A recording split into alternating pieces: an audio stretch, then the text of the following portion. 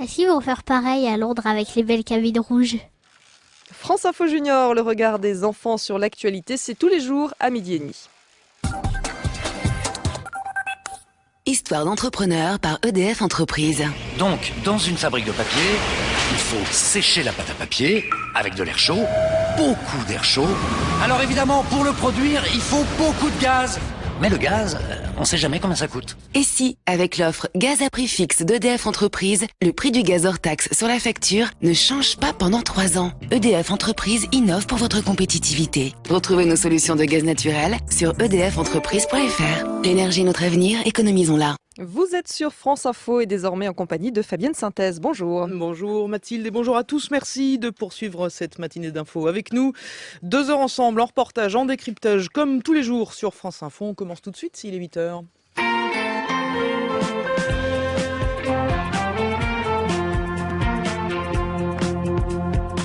3 mots dans l'actualité ce matin. Le tour de vis du gouvernement contre les djihadistes français. Comment empêcher les départs? Comment punir ensuite s'il le faut? L'Angleterre l'a déjà fait. Nous irons voir ce qui se passe là-bas. Et juste après, le plan dans le détail avec le ministre de l'Intérieur. C'est votre invité, Jean-Lémarie. Bernard Cazeneuve pour détailler ce plan qui est adapté ou pas, suffisant ou pas.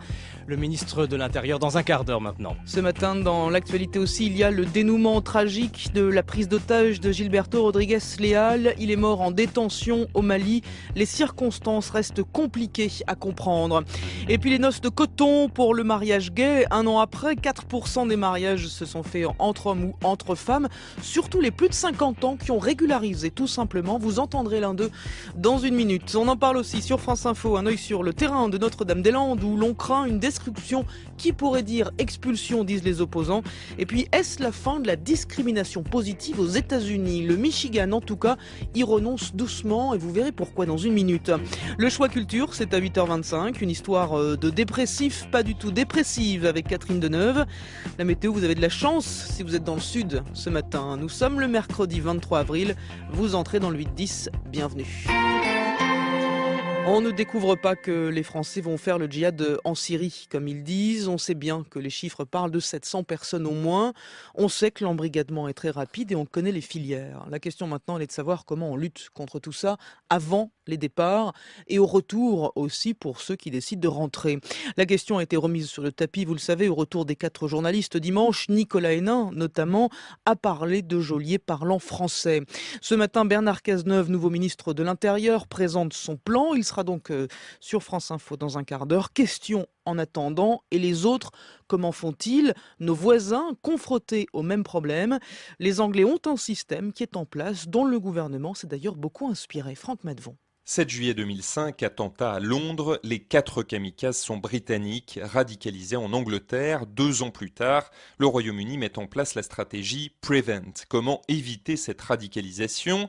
Il s'agit de limiter la propagation d'idéologies extrêmes et d'identifier les personnes vulnérables, de se tourner vers les communautés pour obtenir des signalements. Une stratégie toujours en vigueur, adaptée pour la Syrie. Des agents se déplacent sur le terrain pour parler de la Syrie et des moyens utiles d'agir, par exemple via des actions humanitaires. Si malgré tout des gens partent, place aux méthodes classiques des renseignements. Ghaffar Hussein est chercheur à la Quilliam Foundation, spécialisée dans l'antiterrorisme. Il faut d'abord savoir qui est parti. Des personnes tournent des vidéos de propagande, racontent ce qu'ils font sur Facebook, Twitter. Vous savez alors que ces individus sont britanniques et se battent en Syrie. S'ils reviennent, vous pouvez les arrêter et les questionner. Londres a aussi annoncé la suppression des passeports pour les suspects de terrorisme. Mais beaucoup d'Occidentaux partis en Syrie restent discrets, difficile alors de les identifier ou d'obtenir des preuves de leur implication dans des activités terroristes.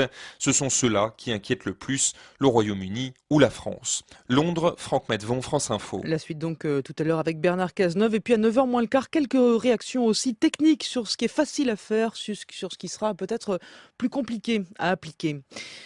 François Hollande et Laurent Fabius n'avaient pas caché leur inquiétude dimanche lorsque les journalistes revenus de Syrie ont été libérés. Pour les otages du Mali, c'est nettement plus compliqué, c'est ce qu'ils ont laissé entendre et on l'a bien compris.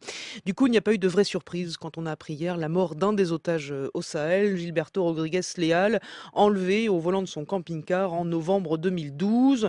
Le groupe qui le retenait, le Moudjahou, a envoyé un communiqué disant « Il est mort car la France est notre ennemi ». Une manière aussi pour eux de surfer sur la médiatisation du retour des journalistes. En tout cas, les espoirs autour de Gilberto Rodrigues-Legal, ils étaient bien minces. Antoine Gignot. Selon les services de renseignement, les liens avec les ravisseurs étaient coupés depuis plusieurs semaines. Impossible de faire parvenir à Gilberto Rodrigues-Leal les médicaments dont il aurait eu besoin. S'il est mort, c'est donc probablement depuis longtemps. C'est ce que dit Roland Jacquard, président de l'Observatoire international du terrorisme. Il y a déjà 8 jours, l'agence France-Presse avait reçu un coup de téléphone d'un représentant de Moujiao qui avait déjà annoncé la mort de notre otage. Et puis c'était tombé dans l'indifférence générale puisque de toute façon il n'y avait aucune preuve. Il s'agissait aussi de ne pas affoler les familles.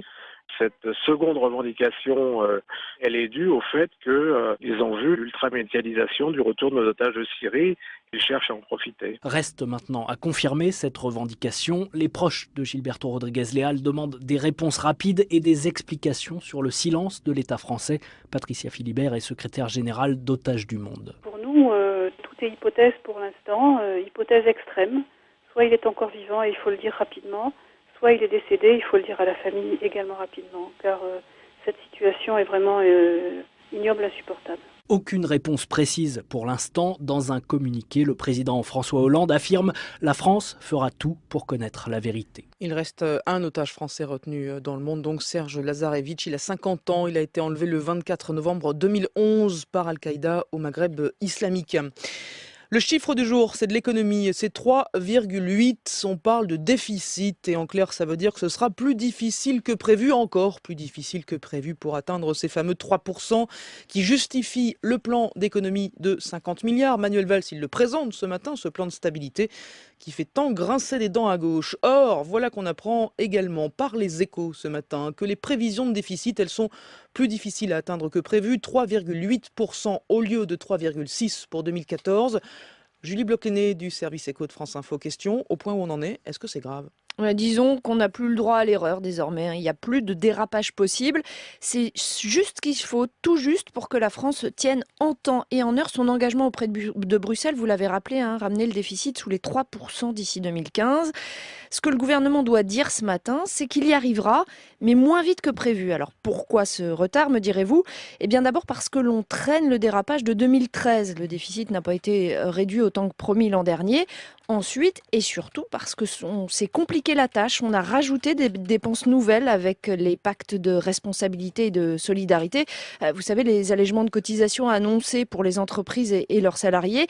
Eh bien, cela coûtera 8,5 milliards d'euros en 2015 et cela freine la réduction des déficits. En tout cas, ça n'aide pas à rattraper le retard. Alors, pour y arriver malgré tout, le gouvernement compte aussi sur une croissance un peu meilleure que prévu. 1% cette année au lieu de 0,9% et 1,7% l'an prochain. Cet objectif a d'ailleurs été jugé réaliste par le Haut Conseil des finances publiques. Cette nuit, c'est l'instance qui se prononce sur les prévisions du gouvernement. Restera maintenant à convaincre Bruxelles. Le gouvernement doit lui transmettre ses prévisions budgétaires d'ici la fin du mois. Et jusqu'à présent, Bruxelles était plus que réservée. Elle a déjà émis de sérieux doutes sur le fait que la France puisse arriver à ramener son déficit sous les 3% fin 2015. Les suites judiciaires des ennuis d'Aquilino Morel. Le parquet financier a ouvert une enquête préliminaire. L'ancien conseiller de François Hollande a démissionné, vous le savez, après les révélations de Mediapart. Il est soupçonné d'avoir travaillé pour un labo alors qu'il était à l'IGAS, l'inspection générale des affaires sociales. À 8h08 sur France Info, tout ça pour ça, non ? Un an pile après le mariage gay, noces de coton donc. Il n'y a eu ni rush absolu des couples homo vers les mairies, ni flop qui aurait prouvé que seuls les bobos se sont mariés. Non, il y a surtout eu des couples qui régularisent tout simplement une vie qui est la leur depuis des années. 7000 mariages gays en tout, 4% des mariages, c'est pas mal. Et un quart dans les très grandes villes, un autre quart dans les petites villes de moins de 2000 habitants. Le plus souvent, je vous le disais, ce sont des gens de plus de 50 ans comme Eric, 55 ans, qui a épousé André. Ils sont à Caen tous les deux. Ça fait exactement 20 ans que nous sommes ensemble. Et donc pour nous, ça a été une forme de régularisation. Nous y avons trouvé une sécurité au niveau financier, une reconnaissance sociale et aussi la possibilité pour lui d'adopter ma fille. Dans la vie quotidienne, tout est beaucoup plus simple au niveau des papiers. Mais on peut dire que les logiciels de la sécurité sociale ne sont pas au point pour avoir monsieur et monsieur. Sur le livret de mariage, eh bien, on a droit à un livret qui n'est pas imprimé complètement, mais où il y a une page de recollé. Dans ma famille, ça a été une rupture totale avec ma famille subsistante. Ma famille m'a dit que j'étais anormal.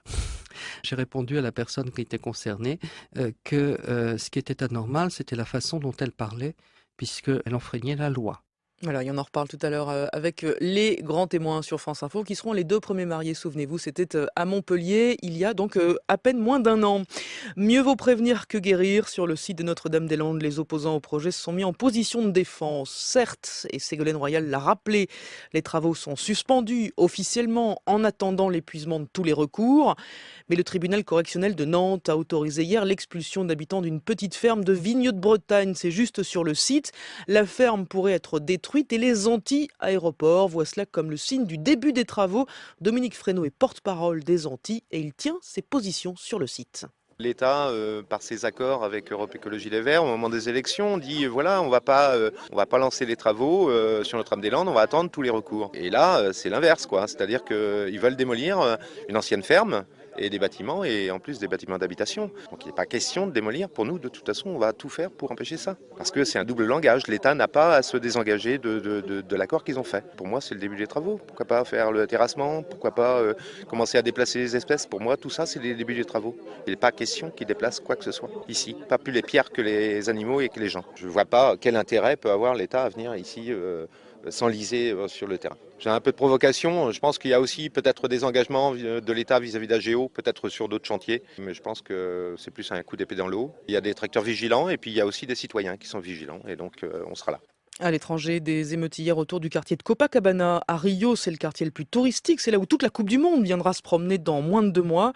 Le déclenchement, c'est la découverte du corps d'un danseur qui, semble-t-il, a été pris entre 2 feux. La police et les trafiquants de drogue. Les habitants se sont mis en colère et cette colère a dégénéré. Est-ce que les accords de Genève conclus jeudi dernier sur l'Ukraine sont définitivement enterrés? L'Ukraine dit qu'elle va reprendre ses opérations dans l'est du pays qu'elle avait appelée la lutte antiterroriste. Hier à Slaviansk, 2 corps ont été découverts et le président par intérim dit que l'un d'eux a été torturé à mort. Washington menace de nouvelles sanctions et nous ferons face, c'est ce qu'a répondu le Premier ministre russe. Nous filons pour les États-Unis avec cette question. Est-ce que la discrimination positive est sur le point de disparaître? Le sujet nous intéresse parce qu'on tourne autour, nous, depuis des années, alors que c'est inscrit dans les textes aux États-Unis depuis la lutte contre les droits civils. La loi permet d'ouvrir des places dans le travail ou à la fac, aux Noirs, le plus souvent, qui n'y auraient pas forcément accès par ailleurs. C'était vrai il y a 40 ans. Est-ce que ça l'est toujours aujourd'hui? La Cour suprême vient d'autoriser le Michigan à interdire la discrimination positive, une décision hautement symbolique qui a été hautement débattue aussi. Frédéric Carbone. Dans l'enceinte de la Cour suprême, une femme prend solennellement la parole. Elle est un des visages les plus emblématiques de la discrimination positive.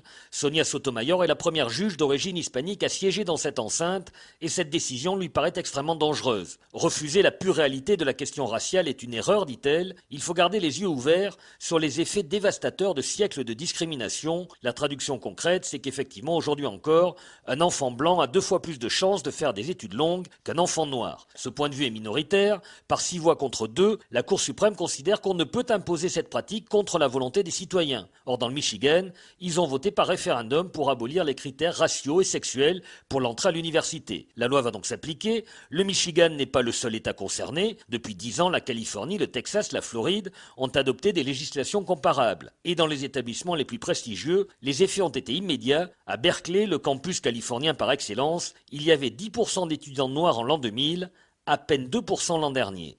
Washington, Frédéric Carbone, France Info. 0-0, pas de but lors de la première demi-finale aller de la Coupe de la Ligue hier entre l'Atlético Madrid et Chelsea. Rendez-vous à Londres mercredi prochain sur le terrain de Chelsea, ce qui n'est pas un désavantage. Ce soir, le Real Madrid reçoit le Bayern Munich. Coup d'envoi à 20h45. Et puis football toujours, 2 matchs décalés de la 34e journée de Ligue 1. Le PSG reçoit Évian-Thonon-Gaillard. Toulouse accueille Lyon. Ça commence à 18h30 et c'est en direct sur France Info. La météo. France Info Météo avec Viessmann et son réseau d'installateurs de chauffage proactif, chaudière, pompe à chaleur, capteur solaire. Rendez-vous sur viessmann.fr. Élodie Calac de Météo France. Élodie, c'est doux et nuageux aujourd'hui. Oui, c'est doux. Ce matin, il fait souvent 5 à 11 degrés, jusqu'à 14 en Méditerranée. Cet après-midi, les températures seront souvent dignes d'un mois de mai, 20 à 23 degrés au sud, peut-être davantage dans l'intérieur du pays méditerranéen, 18 à 21 degrés au nord, seulement 14 à 18 degrés sous les pluies du nord-ouest. Une nouvelle perturbation arrive par l'ouest. Des pluies touchent actuellement la Bretagne. Elles vont gagner l'ensemble des pays de la Loire et la Basse-Normandie pour cet après-midi. Sur la pointe bretonne, vous retrouverez quelques éclaircies. Sur l'Aquitaine, des éclaircies ce matin, mais des averses orageuses se développeront cet après-midi. Ailleurs, un temps tout de même plus agréable, du nord de la Seine vers l'Île-de-France, le nord-est, les Alpes, le Massif central et l'est des Pyrénées, des nuages et des brouillards. Ce matin, malgré tout, le soleil parvient à faire de très belles apparitions. Cet après-midi, vous aurez davantage de nuages, parfois une rare ondée. Sur le flanc est et en montagne, le risque d'averse sera tout de même plus marqué. Vous pourrez avoir de l'orage. Et puis en Méditerranée, le soleil reprend ses quartiers, même si quelques plaques de grisaille peuvent persister ici ou là. En Corse, ce sera plus mitigé cet après-midi avec des éclaircies, des nuages et vous pourrez avoir quelques averses orageuses sur le relief. Merci d'être avec nous sur France Info ce matin, il est 8h15. Il est 8h15 ? Ah ben, on peut y aller tout de suite. Ah, le trafic, pardon, j'ai oublié le trafic, voilà, je me demandais. Audrey Tison, pardon, je vous ai Oui, oublié. très important, le trafic. Mais enfin, mais évidemment, il paraît qu'en plus, il y a plein d'accidents en région parisienne. Oui, d'abord sur la 86 intérieure à Gennevilliers, voie de droite bloquée, vous ralentissez en amont.